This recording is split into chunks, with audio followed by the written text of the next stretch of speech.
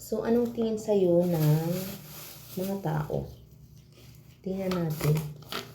Anong tingin spirits guide?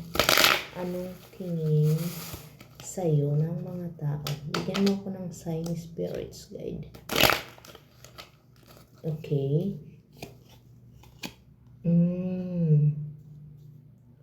Ang tingin sa'yo, nakapokus ka sa iyong layunin. Agoy, Tagalog na Tagalog. So, masaya. Ang tingin sa'yo ng tao ay masayahin ka. Okay? Love it. No, masaya. Ang tingin sa'yo ng ibang tao ay isa kang masayahin. You enjoy every moment of your life. I love it.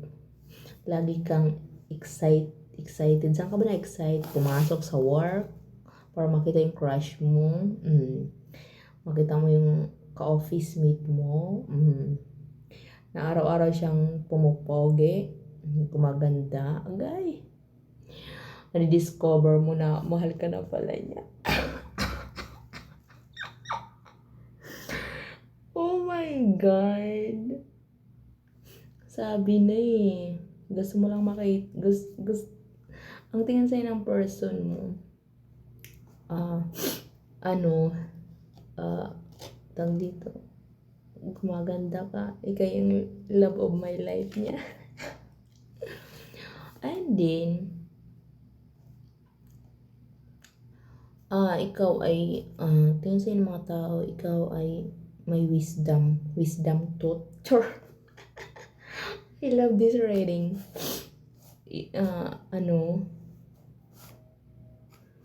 Nagsasabi ka ng totoo. Ang tingin sa'yo ng ibang tao ay nagsasabi ka ng totoo. You're telling the truth.